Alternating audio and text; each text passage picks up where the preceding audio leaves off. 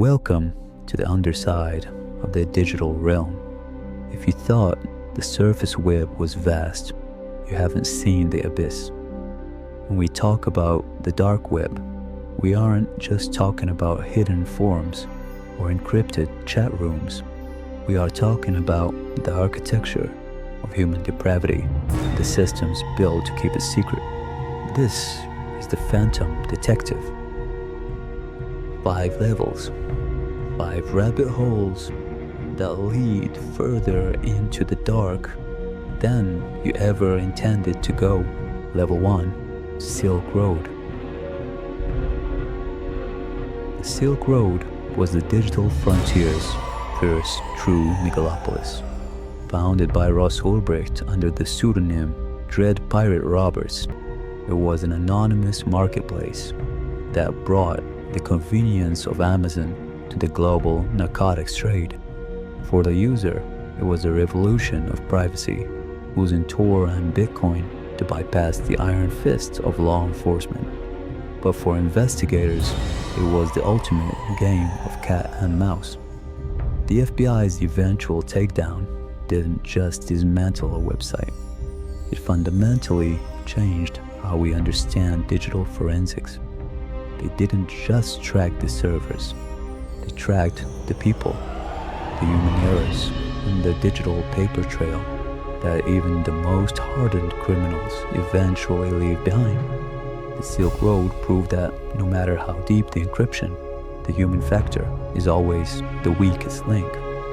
Level 2, Cicada 3301.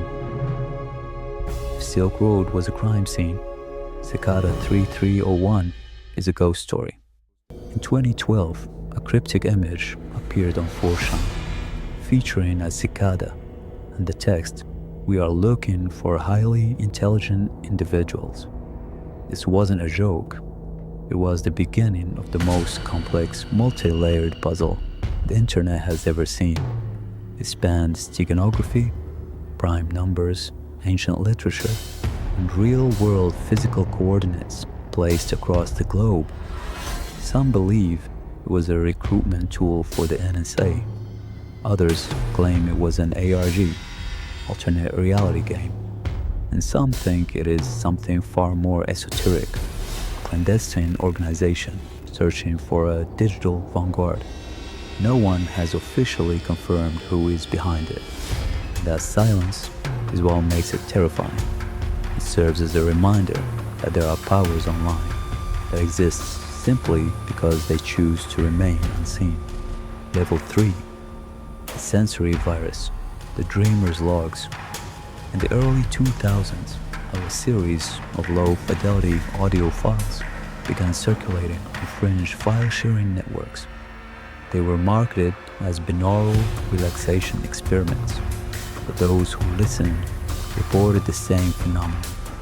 Persistent, high-frequency hum that remained in the ear canal for days, followed by hyper-vivid, identical nightmares.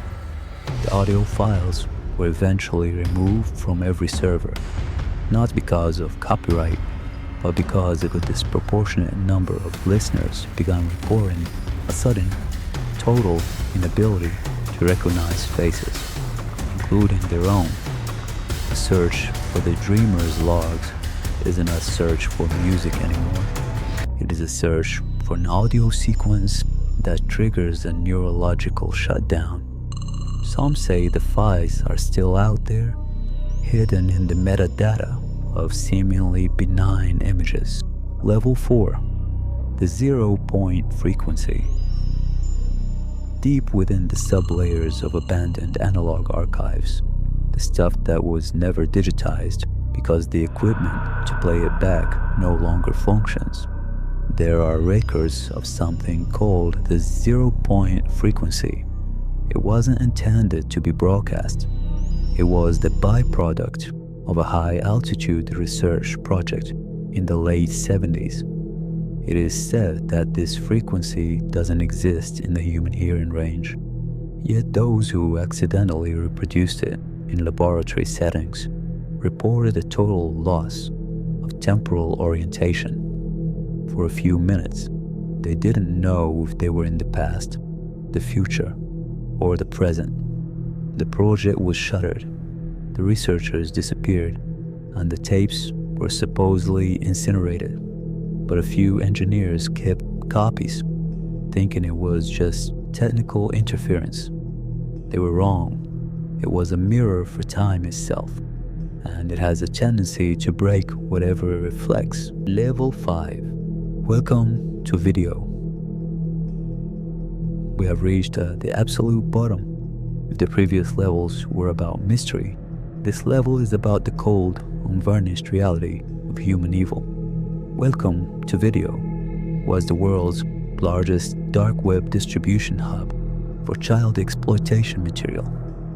This isn't a ghost story or a puzzle.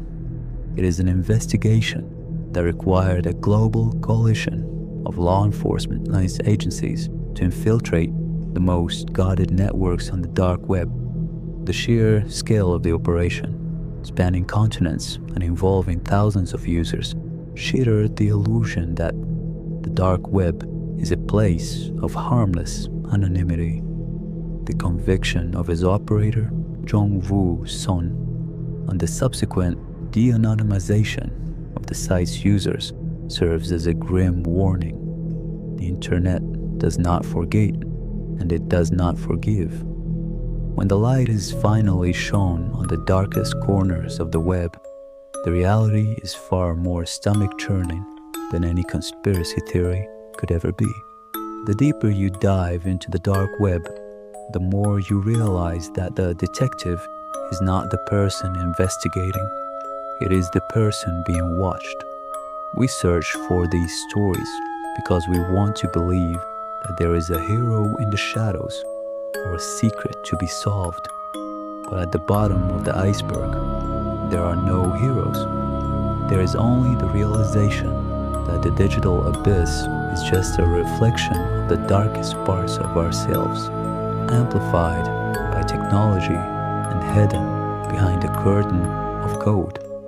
Some things stay hidden for a reason, and the most dangerous thing you can do is keep digging until you reach the end.